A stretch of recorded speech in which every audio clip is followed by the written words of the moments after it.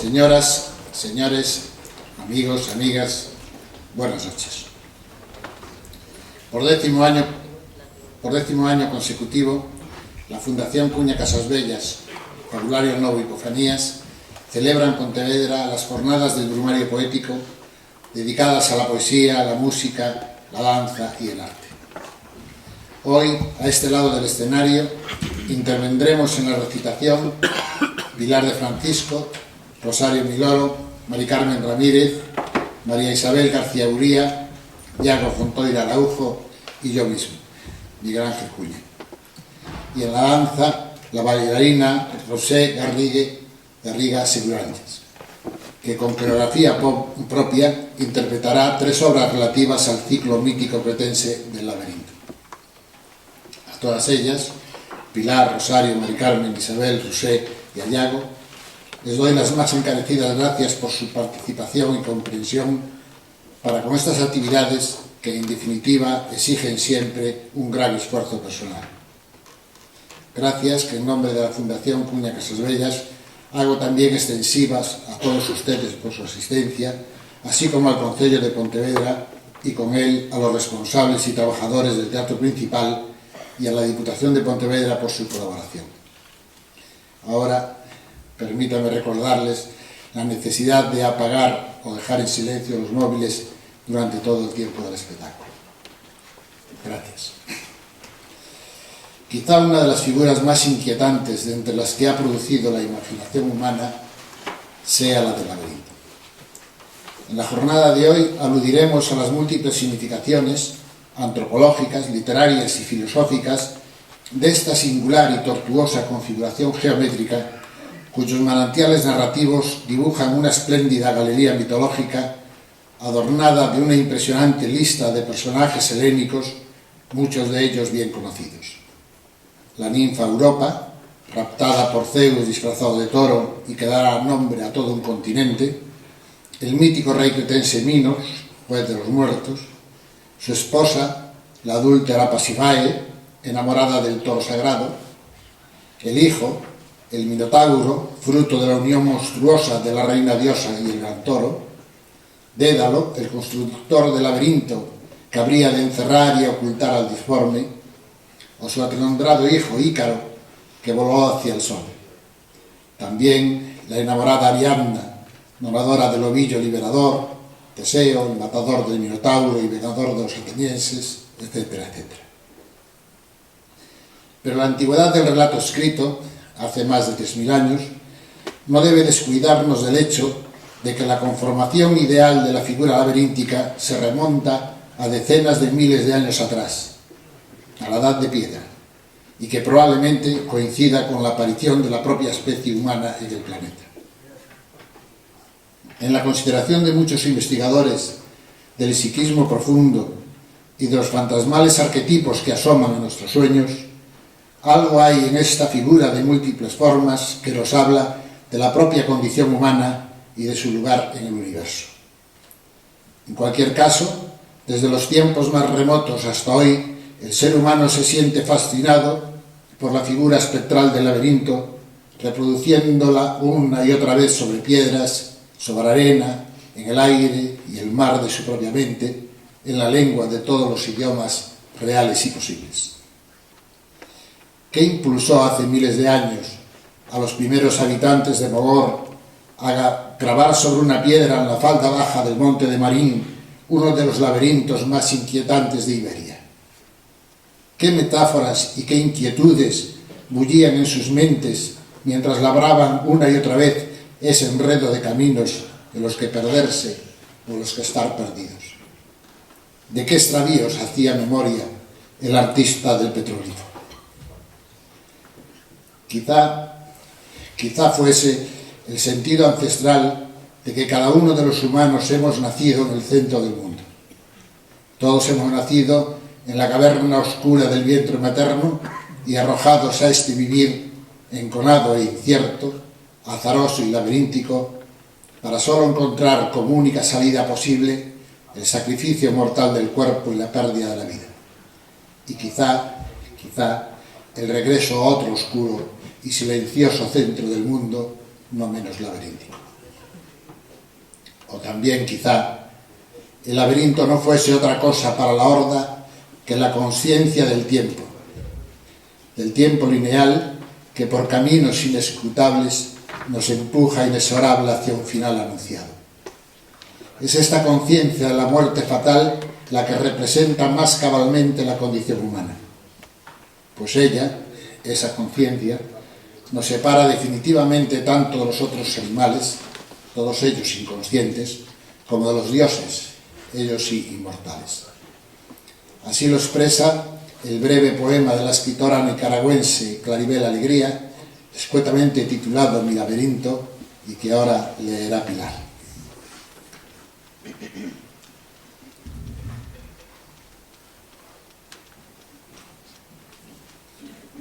Mi laberinto es circular. Voy cavando en el aire con los ojos clavados en la muerte que me bebe y me bebe en cada vuelta.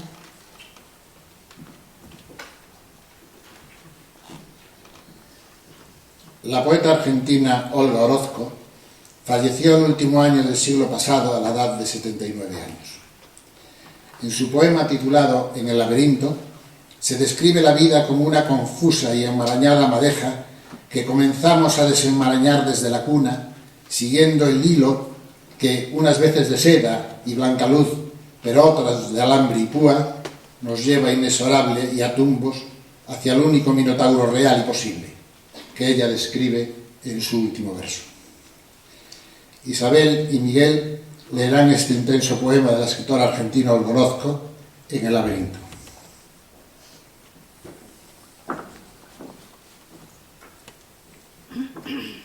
Penosamente, siempre a contracorriente, por esta enmarañada fundación donde giran los vientos y se cruzan en todas direcciones paisajes y paredes, tapiándome la puerta.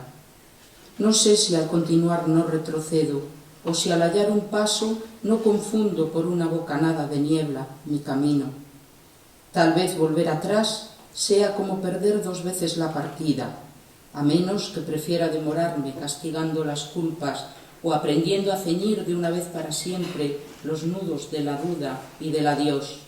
Pero no está en mi ley el escarmiento, la trampa en el reverso del tapiz, y tampoco podré nacer de nuevo como la flor cerrada. Habrá que proseguir desenrollando el mundo, deshaciendo el ovillo para entregar los restos a la tejedora. Como quiera que sea, en el extremo o en el centro, a la salida. He visto varias veces pasar su sombra por algunos ojos, cubrirlos hasta el fondo. Varias veces granaron a mi lado sus cuervos. Perdí de vista fieles paraísos y amores insolubles como las catedrales. Encontré quienes fueron mis propios laberintos dentro del laberinto, así como presumo que comienza uno más donde se cree que éste termina. Extravié junto a nidos de serpientes mi confuso camino, y me obligó a desviarme más de un brillo de tigres en la noche entreabierta. Siempre hay sendas que vuelan y me arrojan en un despeñadero, y otras me decapitan vertiginosamente bajo las últimas punteras. Recuento mis pedazos, recojo mis exiguas pertenencias y sigo, no sé si dando vueltas, si girando en redondo alrededor de la misma prisión, del mismo asilo, de la misma emboscada, por muchísimo tiempo, siempre con una soga tensa contra el cuello, contra los tobillos. A ras del suelo no se distingue a dónde van las aguas, ni la intención del muro. Solo veo fragmentos de meandros que transcurren como una intriga en piedra, etapas que parecen las circunvoluciones de una esfinge de arena, corredores tortuosos al acecho de la menor incertidumbre, trozos desparramados de otro mundo que se rompió en pedazos. Pero desde lo alto, si alguien mira, si alguien juzga la obra desde el 7º día, ha de ver la espesura como el plano de una disciplinada fortaleza, un inmenso acertijo donde la geometría dispone transgresiones y franquicias, un jardín prodigioso con proverbios para malos y buenos, un mandala que al final se descifra. Ignoro aquí quién soy. Tal vez alguien lo sepa, tal vez tenga un cartel adherido a la espalda. Sospecho que soy monstruo y laberinto.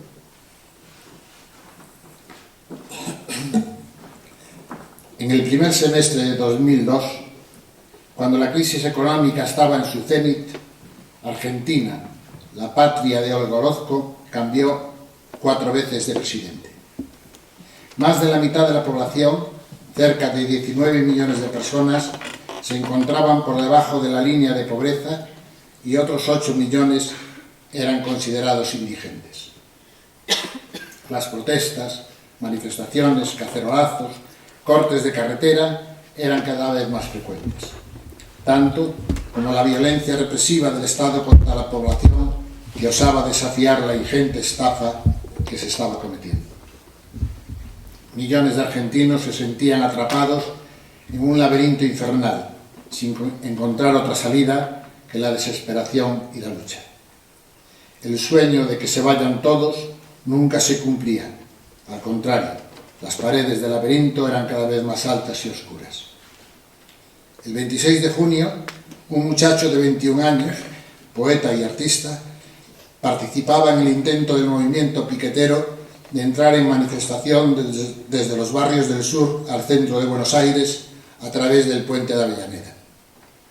Al llegar la multitud al puente, se topó de frente con un gran despliegue policial dispuesto a impedirles el paso. Al poco tiempo, las fuerzas de seguridad cargaron contra los manifestantes, dispersándolos por todo el espacio de la estación próxima al viaducto.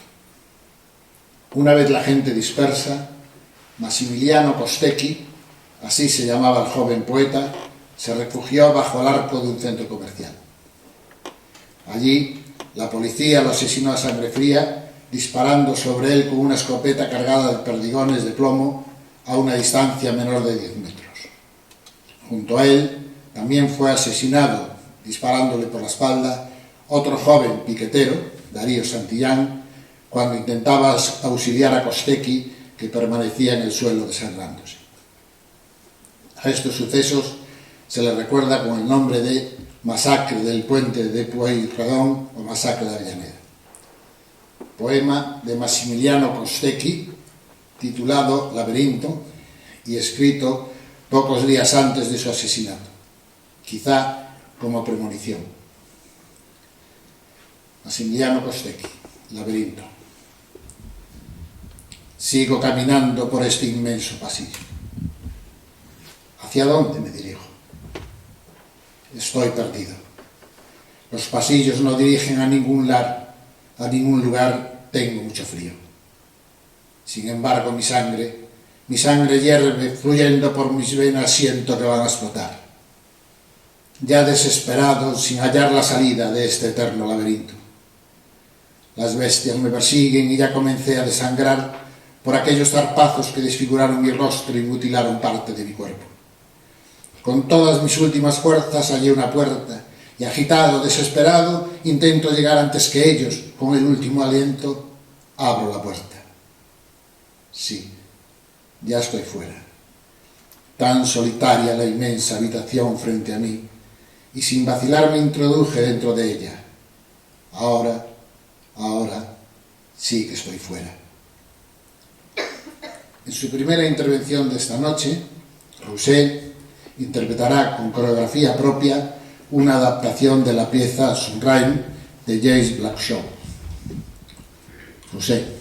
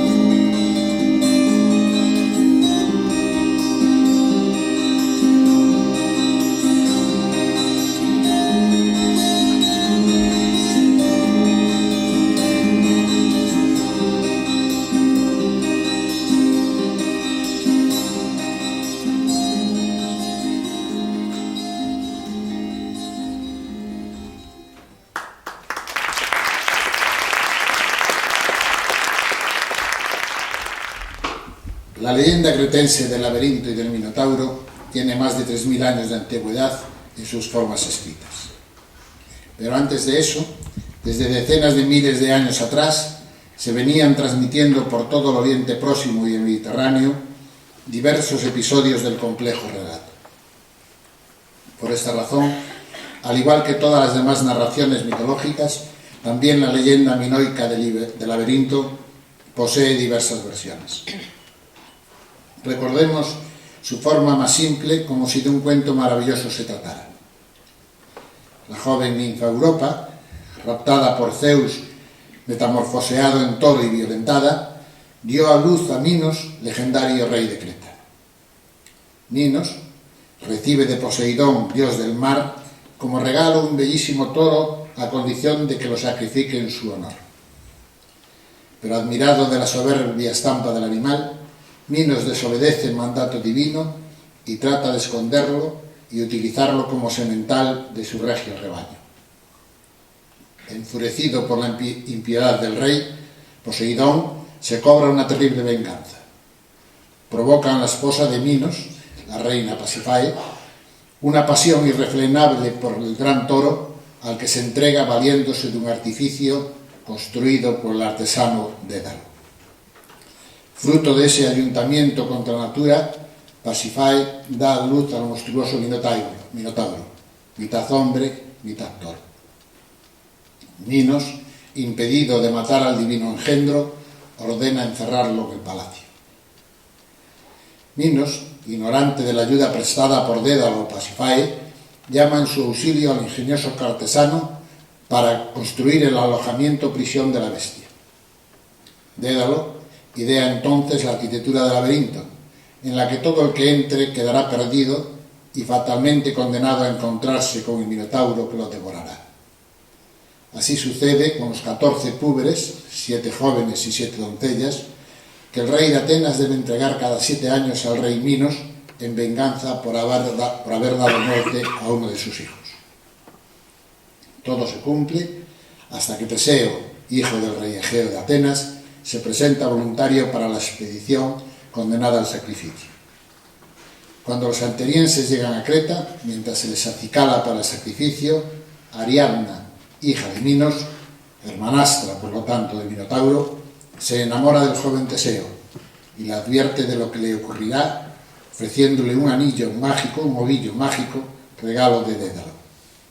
La madeja tenía la virtud de desenrollarse nada más pasar el dintel del laberinto y rodar por sí mismo hasta el centro en que se encontraba el Minotauro. Puede entonces Teseo entrar, matar al Minotauro, salir indemne de la aventura y regresar a Atenas con las hijas de Minos, Ariadna y Fedra.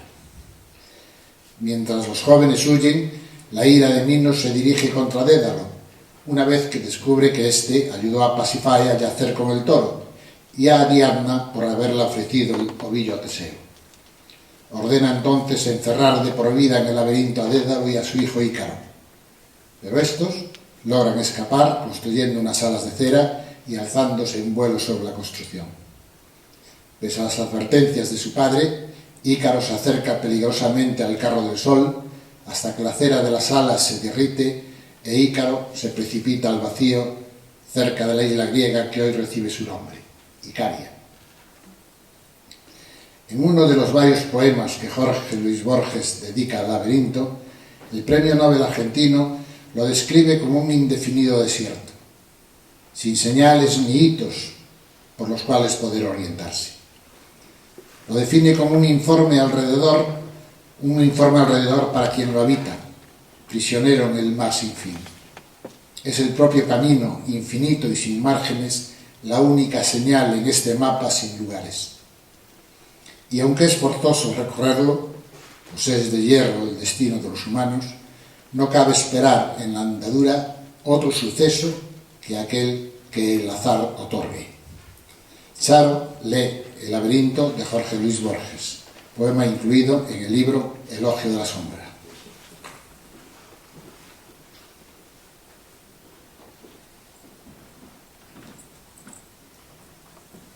No habrá nunca una puerta.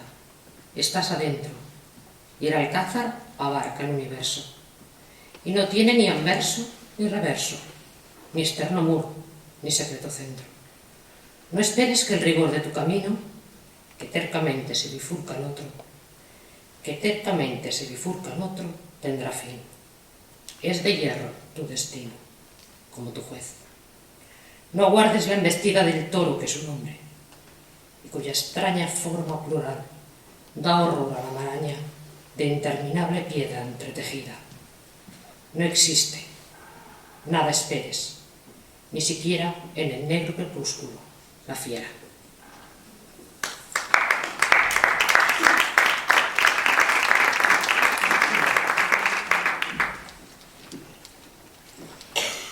Una vez descrito el resumen del mito, para familiarizarnos con sus personajes, iniciamos ahora la aventura poética de esta noche, al igual que el cuento clásico, situándonos en la ciudad fenicia de Tiro, en el actual Líbano. Érase una vez una joven muy bella, que estaba bañándose con sus compañeras en la playa de Tiro. Zeus, el más poderoso de los dioses, al observarla quedó prendado de la belleza de la doncella. Arrebatado de amor súbito, se metamorfoseó en un toro de pelaje blanco, inmaculado y brillante. Mansamente se acercó a la muchacha. Su cuerpo de divina apariencia desprendía un aroma de azafrán y espliego. Europa, así se llamaba la joven, adornó los cuernos con guirnaldas y acarició la frente del toro. El toro entonces se arrodilló y Europa, inconsciente, ansió subirse a su lomo.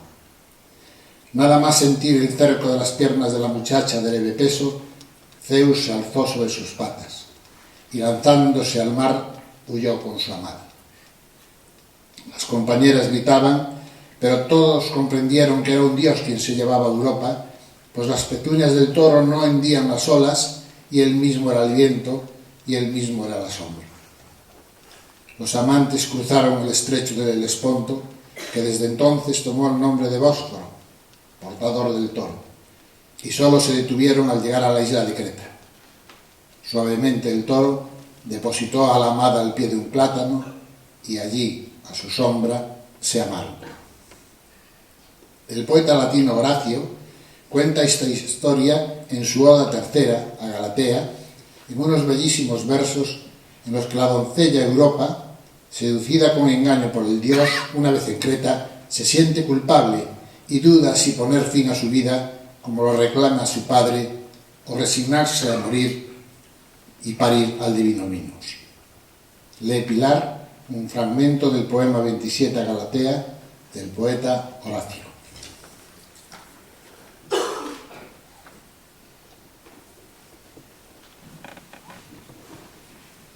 Europa, en el momento de arribar a Creta, poderosa por sus 100 ciudades, exclamó: «Oh Padre, oh dulce nombre de hija por mí abandonado, oh piedad vencida por la locura.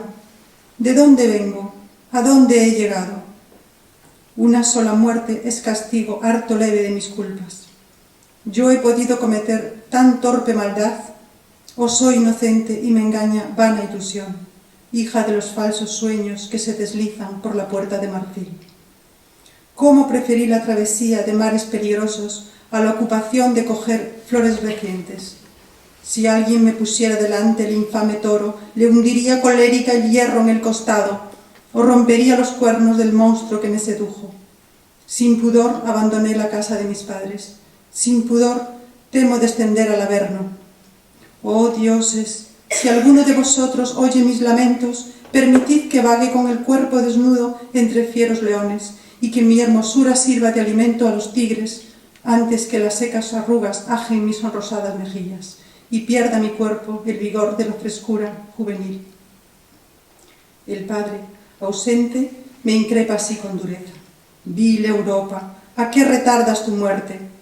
Por fortuna no has perdido el ceñidor con que puedes suspenderte del olmo cercano, o si prefieres estrellarte en las duras rocas y en medio de los escollos, arrójate al mar proceloso, y así evitarás, retoño de sangre real, el ultraje de hilar como sierva la lana y obedecer a una rival extranjera».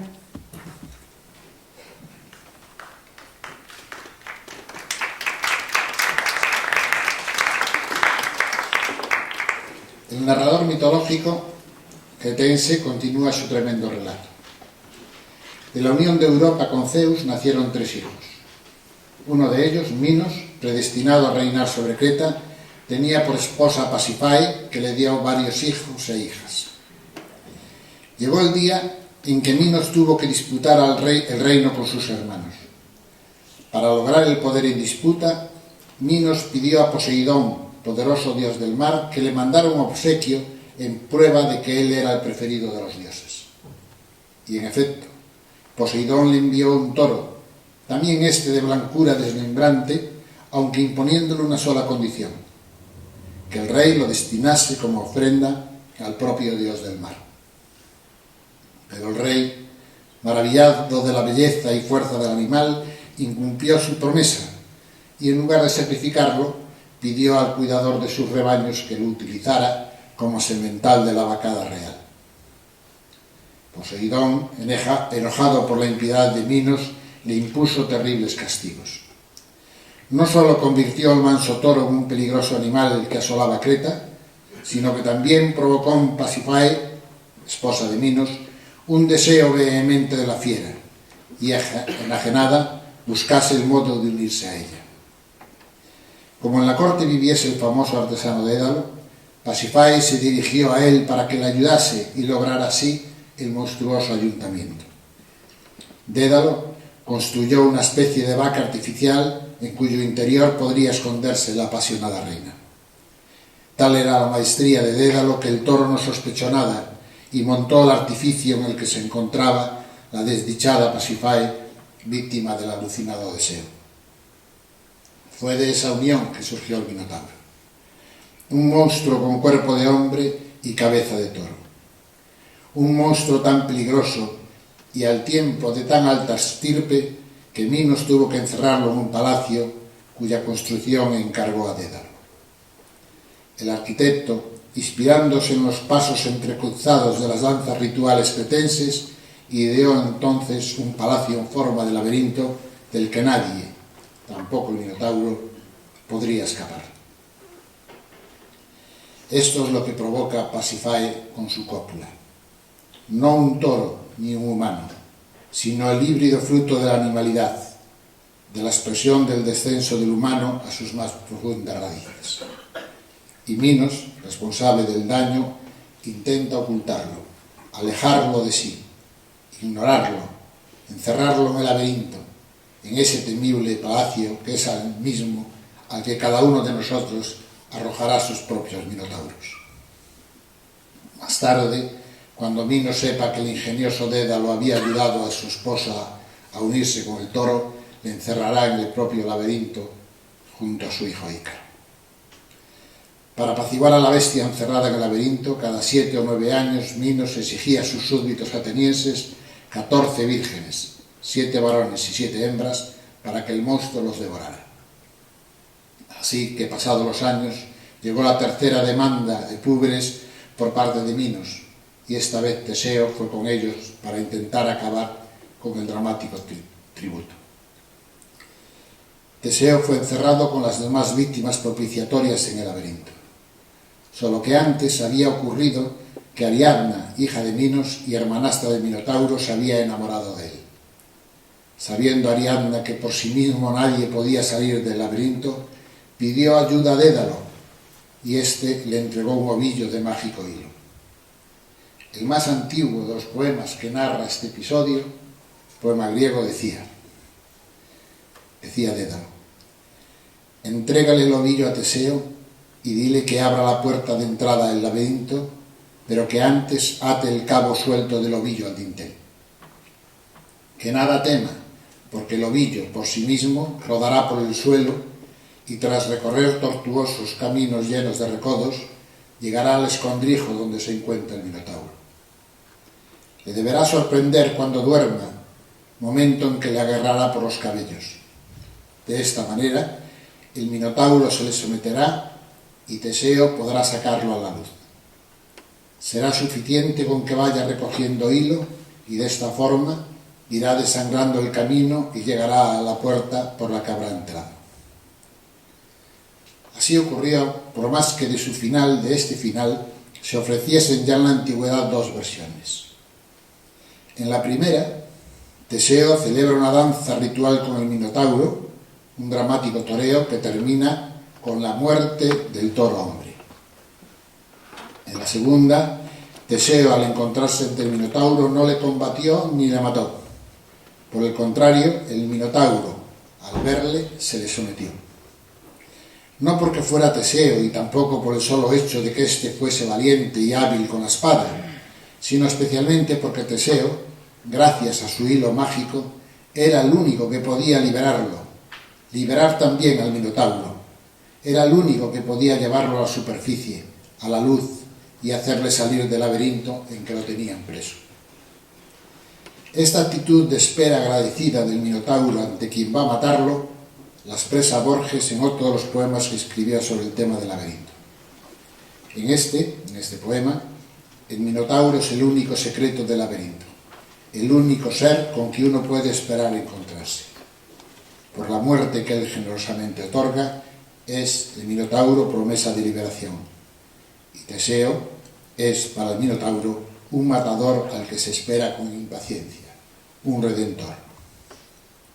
Isabel recita El Minotauro y Teseo de Jorge Luis Borges, incluido en el poemario de Elogio de la Sombra.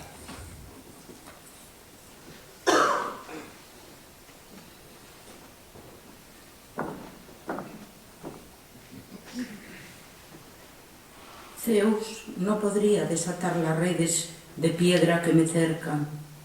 He olvidado los hombres que antes fui, sigo el odiado camino de monótonas paredes que es mi destino, rectas galerías que se curvan en círculos secretos al cabo de los años, parapetos que ha agrietado la usura de los días. En el pálido polvo he descifrado rastros que temo. El aire me ha traído en las cóncavas tardes un bramido o el eco de un bramido desolado. Sé que en la sombra hay otro, cuya suerte es fatigar las largas soledades que tejen y destejen este Hades y ansiar mi sangre y devorar mi muerte. Nos buscamos los dos. Ojalá fuera este el último día de la espera.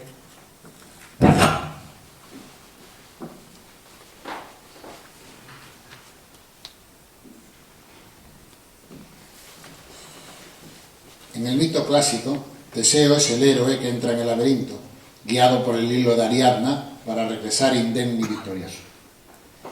Pero hay otra versión del mito que trastoca el antiguo relato.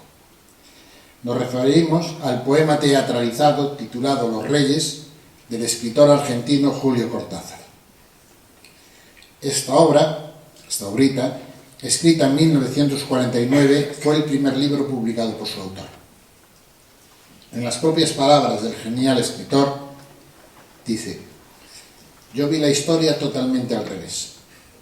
Yo vi en el Minotauro al poeta, al hombre libre, al hombre diferente al que la sociedad y el sistema encierra inmediatamente. A veces los mete en clínicas psiquiátricas y a veces los mete en laberintos. En este caso era un laberinto. Teseo, en cambio, es el perfecto defensor del orden. Entra en el laberinto para hacerle el juego a Minos, al rey. Es un poco el gángster del rey que va allí a matar al poeta. El Minotauro es un ser inocente que vive con sus rehenes, que juega y danza con ellos. Leeremos un fragmento en el que Ariadna, un fragmento de los Reyes, fragmento en el que Ariadna desvela su amor fraterno secreto hacia el Minotauro y la verdadera razón de haber puesto el ovillo en manos de Teseo, para que saliese de su encierro el propio Minotauro, y no quien finalmente será su matador. Lee Charo, Ariana.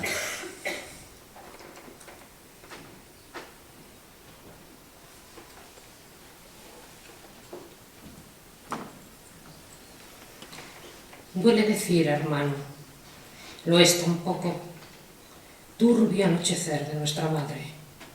Oh Minotauro, no quiero pensar en Pasífae. Tú eres el toro, el cabeza de toro recogido y amargo. Y alguien marcha contra ti mientras mi ovillo decrece. Vacila, brinca como un cachorro en mis manos y bulle quedamente. Los ojos de Teseo me miraron con ternura. Cosa de mujer tu ovillo. Jamás hubiera hallado retorno sin tu astucia. Porque todo él es camino de ida. Nada sabe de nocturna espera, del combate saladísimo entre el amor a la libertad o habitante de estos muros y el horror a lo distinto, a lo que es inmediato, posible y sancionado. Me dijo del triunfo, de su nave y del tálamo. todo tan claro y manifiesto. A su lado era yo algo maligno e impuro, lácteo punto turbio en la claridad de la esmeralda. Entonces ordené las palabras a la sombra. Si hablas con él, dile que este hilo te lo ha dado Ariana. Marchó sin más preguntas, seguro de mi soberbia, pronto a satisfacerla. Si hablas con él, dile que este hilo te lo ha dado Ariana. Minotauro, cabeza de purpúreos relámpagos, ve cómo te lleva la liberación, cómo pone la llave entre las manos que lo harán pedazos.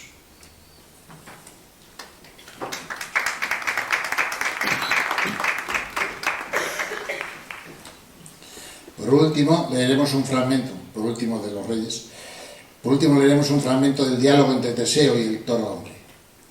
Aquel fragmento, cuando el Minotauro decide dejarse matar y ofrecer su vida sin lucha, pues comprende que su física muerte representa en realidad la inmortalidad, real y fecunda en los sueños de los hombres venideros, mientras que para los teseos su triunfo supondrá cargar para siempre con una muerte inútil, que jamás cesará de socavar su poder.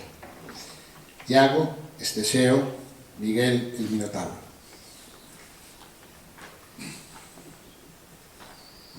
Ocurre que tienes miedo de morir. Créeme, no duele mucho. Yo podría herirte de un modo, pero te acabaré prontamente, siempre que no luches y bajes la cabeza. ¿Siempre que no luche? Ay, vanidoso cachorro, que cerca estás tú mismo de la muerte. ¿No sospechas que me bastaría una cornada para hacer de tu filo un estrépito de bronce roto? Tu cintura es un junco entre mis dedos, tu cuello la vaina delicada de la rubia. Ahora el odio rojo monta por mi frente. Sé que debería matarte, seguir la senda que el hilo me propone, alzarme hasta las puertas como un sol de espuma negra. ¿Para qué? Si eres tan fuerte, pruébalo. ¿Para quién? ¿Salir a la otra cárcel ya definitiva, ya poblada horriblemente con su rostro y su peplo? Aquí era especie e individuo. Cesaba mi monstruosa discrepancia. Solo vuelvo a la doble condición de animal cuando me miras. A solas soy un ser de armonioso trazado. Si me decidiera a negarte mi muerte, libraríamos una extraña batalla. Tú contra el monstruo. Yo mirándote combatir con una imagen que no reconozco mía. No sé lo que dices. ¿Por qué no luchas? No hay malicia en tus ojos, joven rey, tan claros que la realidad pasa por ellos y no deja más que apariencias, su arena en el cedazo. Aún no me has dominado, y no sabes que muerto seré distinto. Pesaré, Teseo, como una inmensa estatua. Cuernos de mármol se afilarán un día contra tu pecho. Deja de hablar y decídete. Muerto seré más yo. Oh, decisión, necesidad última, pero tú te disminuirás, al conocerme serás menos. Te irás cayendo en ti mismo como se van desmoronando los acantilados y los muertos. Al menos estarás callado. Sí, para dejarte oír. Estoy decidido. Desde un repentino separarse de aguas en lo hondo, la libertad final se adelanta en el filo que nace de tu puño. ¿Qué sabes tú de muerte, dador de la vida profunda? Mira, solo hay un medio para matar los monstruos: aceptarlos. Sí, y que ellos te corneen el trono. ¿No comprendes que te estoy pidiendo que me mates? ¿Que te estoy pidiendo la vida? Llegaré a Ariadna antes que tú. Estaré entre ella y tu deseo. Alzado como una luna roja iré en la proa de tu nave. Te aclamarán los hombres del puerto, y yo bajaré a habitar los sueños de sus noches, de sus hijos, del tiempo inevitable de la estirpe. Desde allí cornearé tu trono, el cetro inseguro de tu raza. Desde mi libertad final y obicua, mi laberinto diminuto y terrible en cada corazón de hombre. Haré que arrastren tu cadáver por las calles, para que el pueblo abomine de tu imagen. Cuando el último hueso se haya separado de la carne y esté mi figura vuelta a olvido, naceré de verdad en mi reino incontable. Allí habitaré por siempre, como un hermano ausente y magnífico. Ah, residencia diáfana del aire, mar de los cantos, árbol de murmullo. Así, deja quieta la cabeza y todo será bien simple.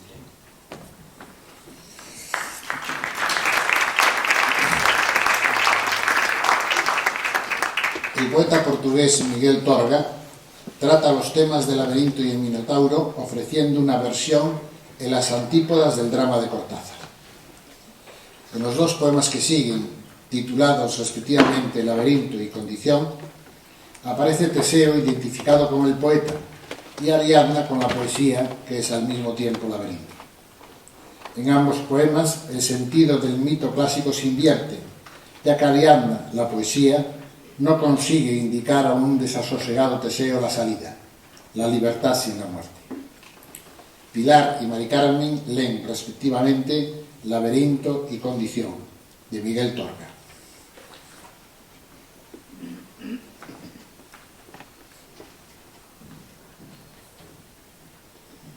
Me perdí en tus brazos, alamedas donde el tiempo camina y descamina. Puse la fuerza que tenía en la instintiva defensa de encontrar la salida, la libertad. Pero ahora Teseo es un poeta y Ariadna la poesía, el laberinto. Desamparado, solo me queda cantar, dejar grabado el pánico que siento.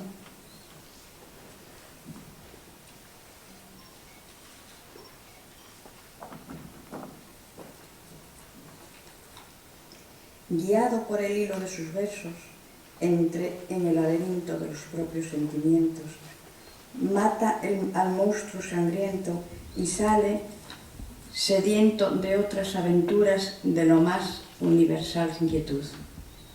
Pero el hombre es el centro del infinito que anhela, y cuando juzga andar lejos de sí, al combatir dragones impersonales, es siempre la misma luz que lo conduce. Es siempre el mismo laberinto que encuentra, y es siempre el minotauro que enfrenta y al que domina, el mismo minotauro que devora cada hora aquello que el secreto destino le destina.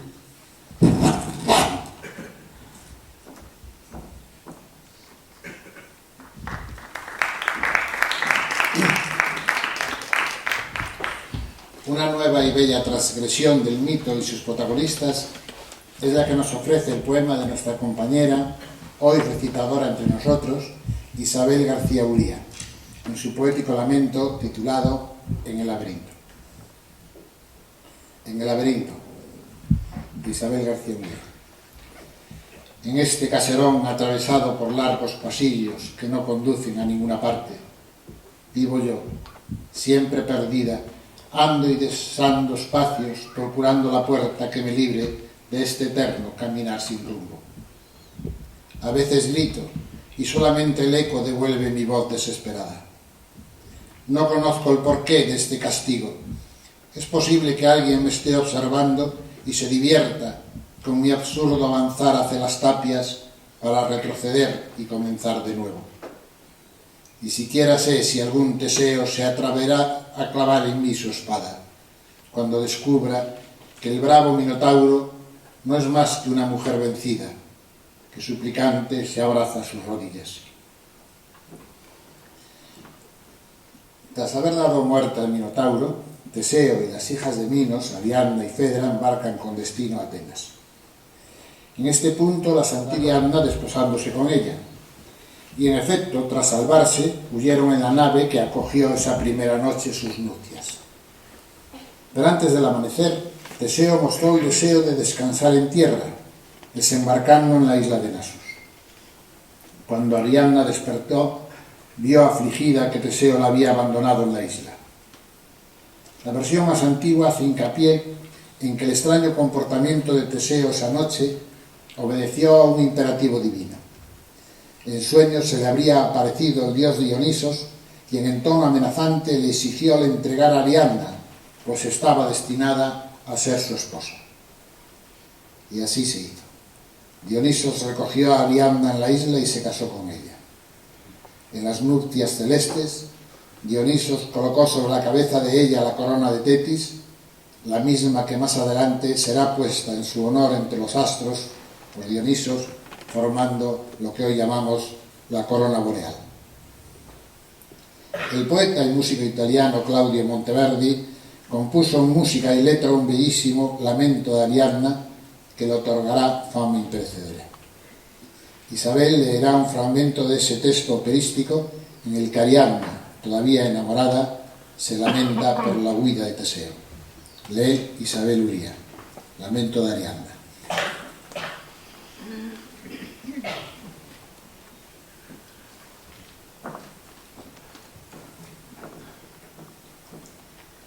Ay, dejadme morir. ¿Qué puede confortarme ante esta dura suerte, en este gran martirio? Ay, dejadme morir. Oh Teseo mío, te quiero llamar mío puesto que mío eres. Oh Teseo mío, te quiero llamar mío puesto que mío eres, aunque esquives, oh cruel, los ojos míos. Retorna, Teseo mío, retorna, amado ídolo, vuelva a mirar aquella que por ti abandonó su patria y reino, y en esta playa, ahora, presa de fieras despiadadas y crueles, sus huesos dejará. Oh Teseo mío, por Dios, si tú supieses, si supieras, ay de mí, cuánto padece la desdichada Ariadna. Quizá contrito confilarías tu proa hacia esta orilla, mas con la dulce brisa tú partes tan contento mientras lloro. Atenas te prepara una suntuosa fiesta, yo aquí me quedo, víctima solitaria de las fieras. Tus viejos padres, uno y otra, te abrazarán felices. Yo en cambio nunca más os veré, oh madre, oh padre mío. ¿En dónde está la fe que tanto me juraste? ¿Es así como al trono pretendes que yo ascienda? ¿Son estas las coronas que han de ceñir mis sienes? ¿Acaso estos los cetros, las alhajas y el oro? ¿Dejarme abandonada entre bestias feroces? ¡Ah, Teseo mío! ¿Dejarás tú que muera llorando en vano y suplicando ayuda a la miserable Ariadna que en ti confiaba y te dio vida y gloria? ¡Ay! No quieres responderme. ¡Ay! Como el áspide sordo a mis lamentos, oh nubes, trombas, vientos, sumergidlo en las olas. Venid, ballenas y orcas, que sus miembros inmundos colmen los abismos profundos. ¿Qué digo? ¡Ay, yo deliro! Oh miserable, ¿qué pedía? Oh Teseo mío, no era yo quien tan duras cosas dijo. Habló mi afán, habló el dolor, habló la lengua, no lo hizo el corazón.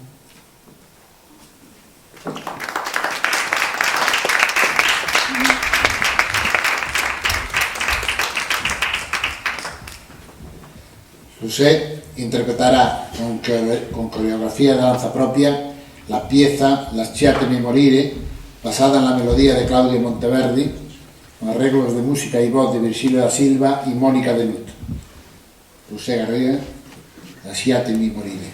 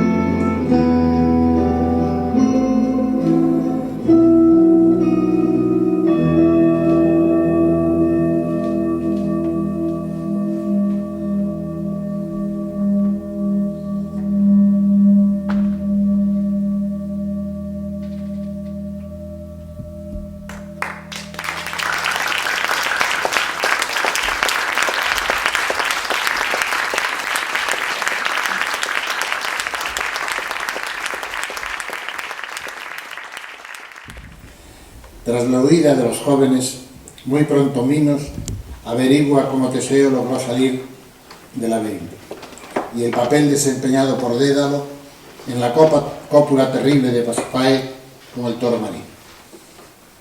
Por lo que, enfurecido, condena a Dédalo y a su hijo Ícaro a permanecer encerrados de por vida en el laberinto. Dédalo había ideado el laberinto como una simulación arquitectónica de las danzas corales en honor a Ariadna, interpretada por jóvenes y doncellas. En este poema, Jaime Torres Bodet expresa el lamento de Dédalo, encerrado en la arquitectura de su propia imaginación y arte, puestos al servicio del tirano. Perdón. Lee Mari Carmen Rapidez. El poema de Torres Bodet, titulado Dédalo.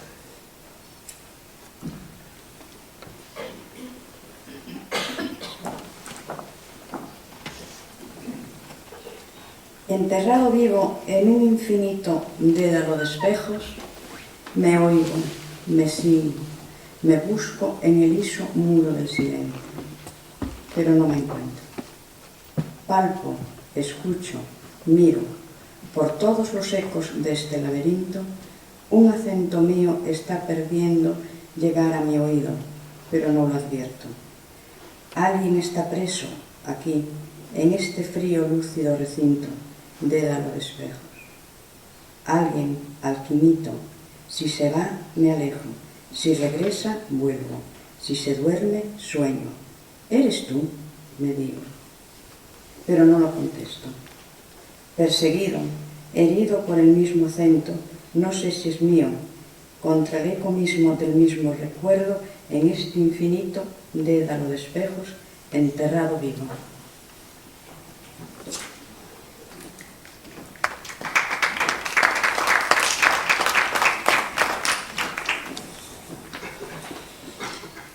En las versiones más antiguas del mito, solo dos formas podían encontrarlos allí encerrados para lograr salir del laberinto.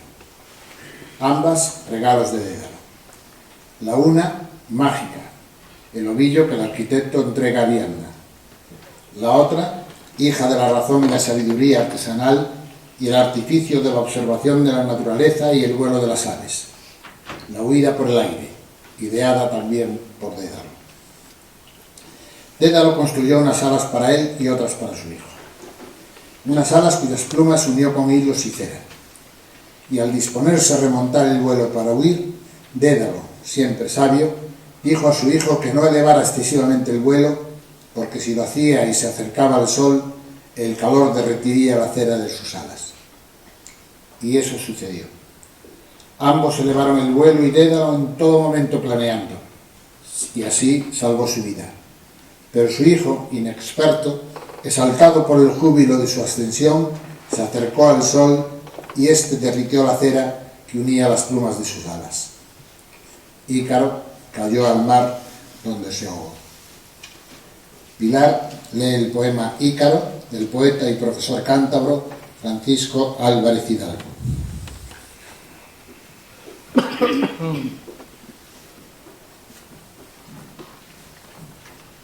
Volar, volar, del suelo despegarse, ser hermano del águila en la altura, cruzar en desafío la estatura de las cumbres que empiezan a nublarse, y agitando las alas, elevarse hacia el sol y sentir su quemadura, ver la tierra lejana miniatura y las estrellas ante mí apartarse.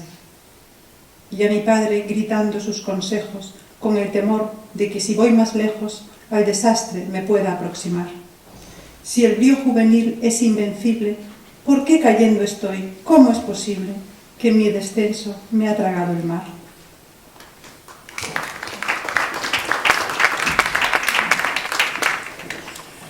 La figura de Ícaro fue 1000 veces representada en el arte plástico. Uno de los cuadros más famosos que representa este episodio del mito es obra del pintor renacentista holandés Pieter Bruegel, el Viejo, que lleva por título La caída de Ícaro. Sobre este inquietante cuadro se escribieron varios notables poemas de otros tantos grandes poetas, como los construidos por Auden, Robert Balser o William Carlos Williams. Particularmente dramático, más por las circunstancias de su elaboración que por su contenido, resulta el poema Boceto para la caída de Ícaro del poeta suizo Robert Walser, quien apareció muerto sobre la nieve en la Navidad de 1956 tras escapar del laberinto de Erisau, la clínica psiquiátrica en la que por más de 20 años atrás lo habían encerrado contra su voluntad. En la tela de Bruegel, el personaje más importante parece ser el labrador que camina inclinado sobre el arado sin prestar atención a la pequeña figura en el cielo que cae sobre la mar en calma. Un pastor, acompañado del rebaño, observa apaciblemente la caída de Ícaro. Todo sucede en la sosegada belleza de un paisaje humanizado.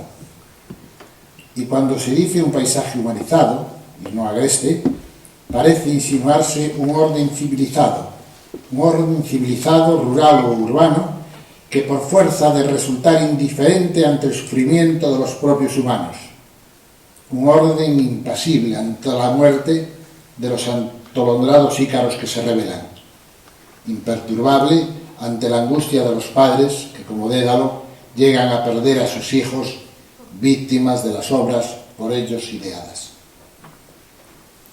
Poema de Auden, La caída de Ícaro. Con respecto al sufrimiento, nunca se equivocaron los antiguos maestros. Qué bien comprendieron su lugar en la vida humana, de cómo sucede mientras alguien come o abre una ventana o camina distraído, de cómo cuando los ancianos aguardan animados con devoción un milagroso nacimiento, siempre hay niños a quienes les tiene sin cuidado si sucede, porque patinan sobre el hielo de la laguna cerca del bosque. Nunca olvidaron que hasta la desgracia más temida debe seguir su curso. De algún modo, en una esquina, en algún lugar no muy limpio, donde los perros siguen su vida de perros y el caballo del torturador inocentemente se restriega el trasero contra un árbol. En El Ícaro de Bruegel, por ejemplo, como todos dan la espalda indiferentes a la tragedia. El labrador pudo haber escuchado el chapoteo en el mar, el grito de desesperación, pero para él no fue fracaso alguno. El sol brillaba como tenía que brillar en las pálidas piernas que desaparecían en el verdor de las aguas. La suntuosa y delicada nave, que debió haber presenciado algo maravilloso, un joven cayendo del cielo, tenía que llegar a algún lugar y alzó las velas tranquilamente. Frente a la interpretación de Bruegel el Viejo y de Auden, al insinuar la intrascendencia de la suerte trágica que puedan sufrir todos aquellos que por su inquietud ansían escapar al orden social y se aventuran lejos del amable y sereno laberinto en que se materializa la vida sosegada, otros muchos poetas, artistas y pensadores ofrecen una visión contrapuesta. Para estos, los ícaros no mueren, no caen, ascienden, y con ellos todos lo hacemos un poco. Así ocurre en los dos poemas que leeremos a continuación. El primero, recitado por Isabel, del poeta orensano José Ángel Valente, incluido en su libro Mandorla. El segundo, recitado por Pilar, del poeta portugués Miguel Torga, incluido en su diario. Ambas poesías llevan por título Ícaro. Lee Isabel, lee Pilar.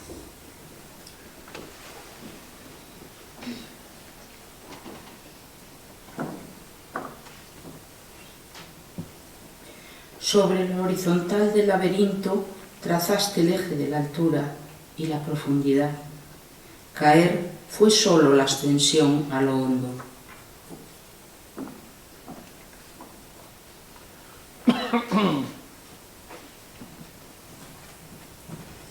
El sol de los sueños le derritió las alas y cayó desde el cielo donde volaba al ras del suelo de la vida, a un mar sin olas donde navegar, a una paz rastrera nunca disturbada. Mas en esta hora dolorida y no teniendo bastante con la llanura, el alma ya le pide, impenitente, la gracia urgente de una nueva aventura.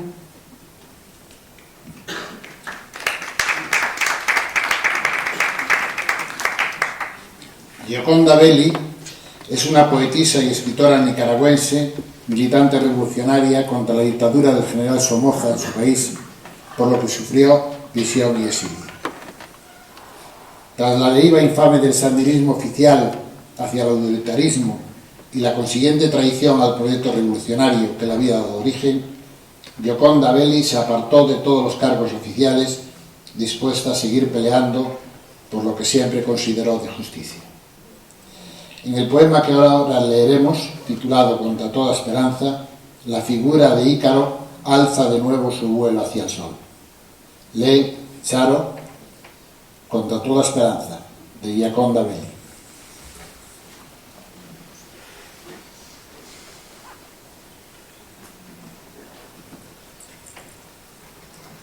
En estos días en que el mundo, temiendo la entropía, se dobla sobre sí mismo, es cada vez más ardua la tarea de pregonar anuncios optimistas. No hay evidencias que soporten la esperanza de vientos, derrumbrándonos hacia ignotos continentes plenos de verdor, o de palabras que acierten y nos expliquen los mutuos agravios. Al contrario, el tiempo acumula pruebas contra las posibilidades del equilibrio. Hay cientos de seres pereciendo mientras otros asisten, impávidos, a sus agonías. Espectadores en mullidas butacas pulsando botones. Una sociedad de huellas bendice su abundancia. Los muchachitos en el centro comercial disparan y acumulan puntos destruyendo enemigos imaginarios.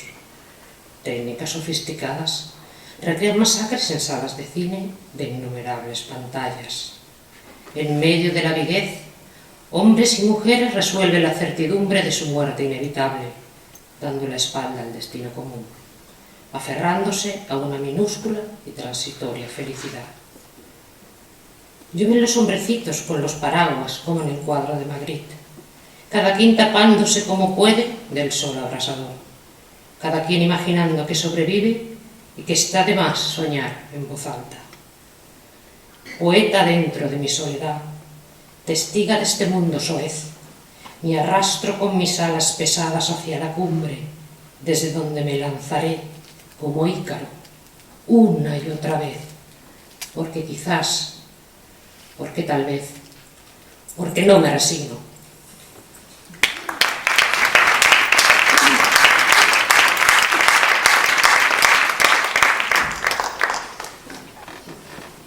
Llegamos al final. Cierra esta jornada del 10º Brumario Poético 2014 Rousset, que interpretará la pieza Ícaro, adaptación R.Ro, con música de la primera sonata para violín en sol menor de Johann Sebastian Bach y violinista Émile Langlais. Rousset, primera sonata para violín en sol menor de Bach.